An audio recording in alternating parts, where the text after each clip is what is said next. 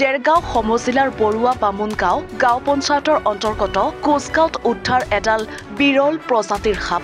গাঁওখনৰ আদিত্য ৰাজখোৱাৰ বাসগৃহত বিৰল প্ৰজাতিৰ সাপডাল পৰিয়ালৰ লোকে প্ৰত্যক্ষ কৰে। পিছত পৰিয়ালৰ লোকে বন বিভাগক খবৰ দিয়াত বনৰক্ষী বাহিনীকৈ উদ্ধাৰ কৰে সাপডাল। উপস্থিত প্ৰত্যক্ষদৰ্শীয়ে জনোৱা মতে সাপডাল বিৰল বাইকা প্ৰজাতিৰ সাপ। বাথৰুমৰ ওপৰত নুৰাপাতি আছিলে, তাক ভাইটিটোৱে ধৰি পেলাই আমাৰ বন বিভাগৰ লোকসকলক চঞ্জাই দিছে।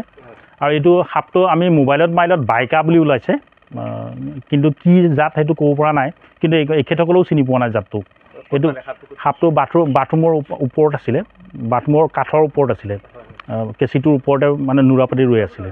আৰু এতিয়া সেইটো আমি ধৰাৰ পাছত বন বিভাগক দি দিছোঁ।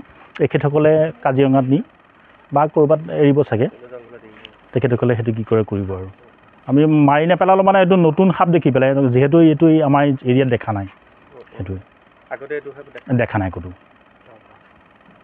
আমাৰ মানে তোমাৰ বাথৰুমৰ হেৰিয়ৰ কাঠৰ মাজত সোমাই আছিলে।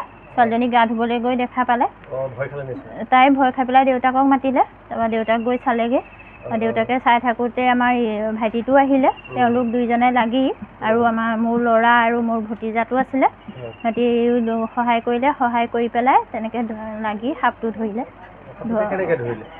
মানে তোমাৰ এফালৰ পৰা দাদাই হেৰি কৰি দিলে। তাৰপৰা বাহিৰত ভাইটিটোৱে ধৰি পেলাই বাল্টি এটাত ভৰাই বাহিৰলৈ লৈ আহিলে।